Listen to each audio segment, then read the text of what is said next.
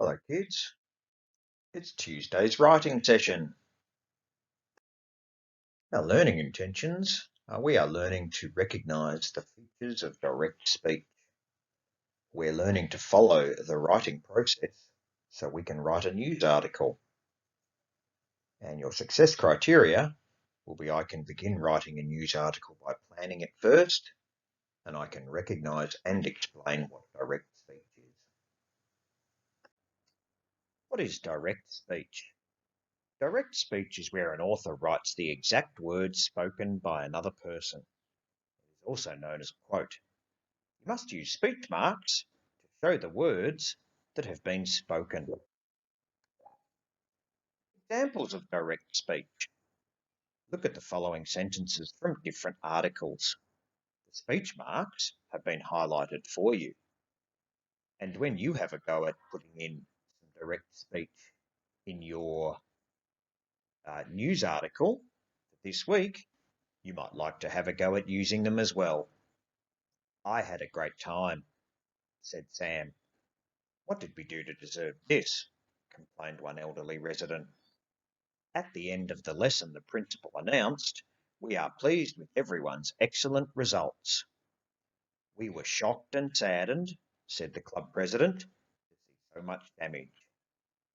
Do you see how the authors of these direct speech have used some different words as well, other than just said? That's an interesting way to write your direct speech as well. Now let's try the first three activities.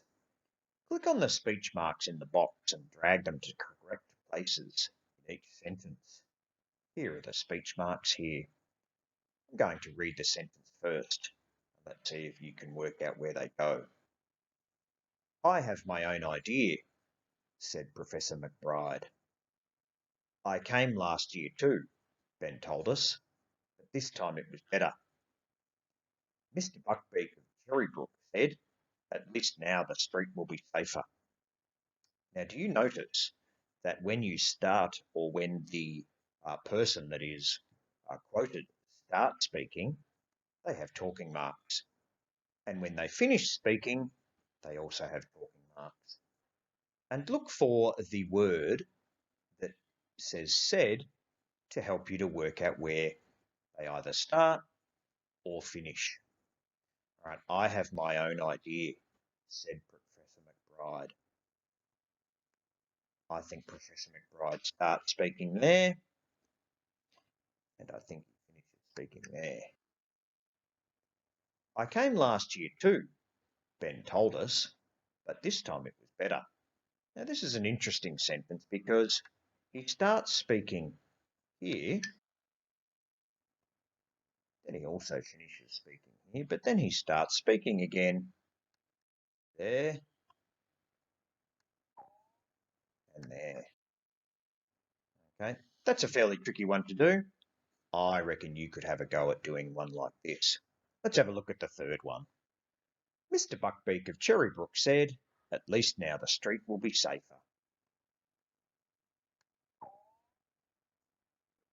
See, he doesn't speak there. This is where he starts speaking because it says said.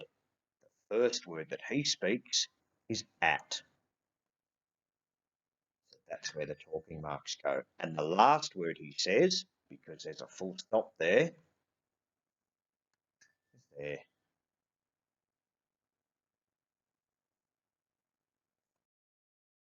First, we'll have a quick revision of direct speech.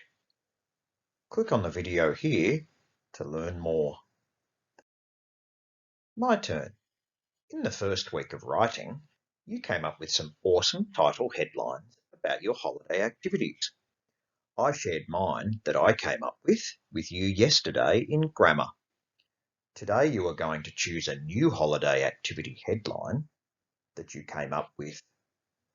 Complete the graphic organiser to answer the questions who, what, when, where, and why, as well as putting in your article heading.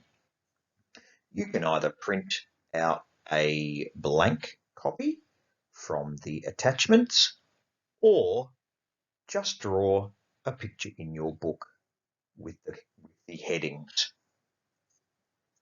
Here is my news article flower plan of an activity I did over the holidays. Can you see it? I went to the beach and looked at the rock pools and cliffs, and I've included my 5 W's. Now it's your turn. You're going to fill out your own flower planner using one of your great sentences from your brainstorm ideas. This will get you ready to plan your story tomorrow. You could also be thinking of an awesome example of direct speech to use too. Have a go. Remember to answer the questions who, what, when, where, and why about your awesome holiday activity. Good luck!